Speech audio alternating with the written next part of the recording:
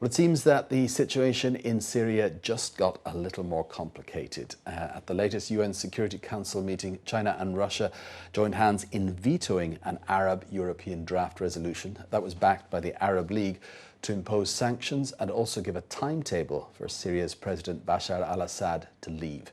It was the second time since October of last year that China and Russia used a double veto to block a Security Council resolution on Syria. According to the draft resolution, the Security Council would fully support an Arab League plan to ask President Bashar al-Assad to step down, a major point of contention during pre-vote consultations, which Russia strongly opposed.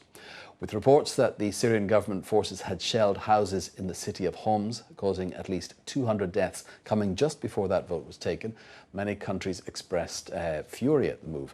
Now, apart from the expected condemnation from the US, the EU and the Arab League, even India and South Africa, which supported China and Russia last time round, slammed the vetoes this time. China defended its decision, saying the motion was biased against the Syrian authorities. So, what are Chinese net users' reactions to their government's action this time? Do they support this, what seems to be an unpopular move in many other circles? Well, for more, let's go over to the newsroom now, where our researcher Esther Dung is keeping an eye on the discussion. Okay, Esther, now China hasn't used its power of veto that frequently, has it? Certainly compared to Russia and the US.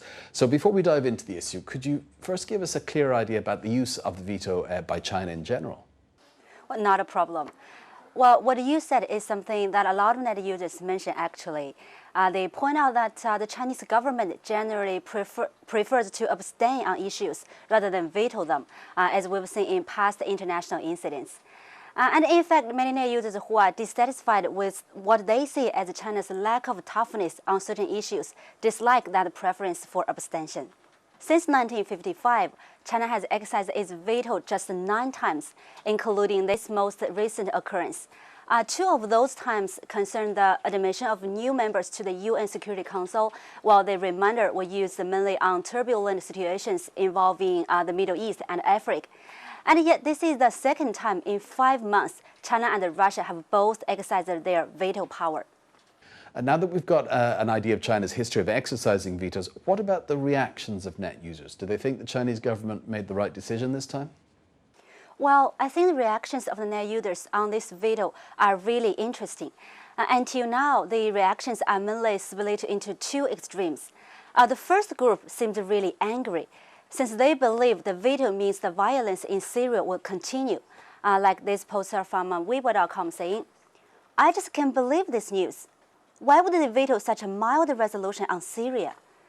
And this poster, Jiedong, also has such a feeling, saying, "Just wait and see. An autocratic government will always fall in the end, and that's the trend of the world." While the second group feels the veto is certainly a wise decision, which is what the poster Wenxuan Xiangjing says. "I think the veto is a reasonable decision. Just look at the current situations in Iraq and Libya. That is what these Western countries really want. As far as maintaining regional stability and defending the interests of the country, I think the Chinese government made the right decision." And this poster from 163.com also thinks China should heed a warning from another part of the Middle East. "I have to say, this current debate makes me think of Iraq and Libya. The situations are really similar. At that time, Western countries also opposed the dictator and supported the opposition forces. But what about the results? I see 2 countries that are struggling with the damage caused by the war, while the Western countries seem really happy, since they have taken control of the oil and the telecommunication industries, which would bring about more profit. So although I think the Chinese government indeed has a lot of problems that need to be solved, we should be cautious when facing these foreign countries." In addition to this poster from iPhone.com thinks the United States might be to blame for the current violent situation in Libya, saying, "In my opinion, I think the United States and these Western countries should bear some blame for the current turbulent situation in Syria, because they provided the weapons and alienated the Syrians.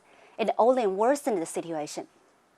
Now, although China and Russia have claimed the main reason for the veto is because they don't think it's the best choice for promoting peace in the Middle East, what about net users? What do they think are the real reasons behind the veto? Well, most net users believe profit lies at the center of the issue for both East and West alike. This poster, Heilian Maoda, who thinks China and Russia just have no other options, says, I really think China and Russia can't move back anymore on this issue. If Syria is taken control of by Western powers, then Iran will face a really dangerous situation. And if Iran is taken control of later, then China and Russia would be totally separated from the Middle East. And this poster also has a similar idea, saying, since China is the main trade partner of Syria, a civil war or the stepping down of President al-Assad would both have a bad influence on China's interests. So China needs a more stable situation in Syria. But whether this veto really makes sense or not, the answer is still not clear, since Western powers may take direct military action, about which China simply couldn't do anything.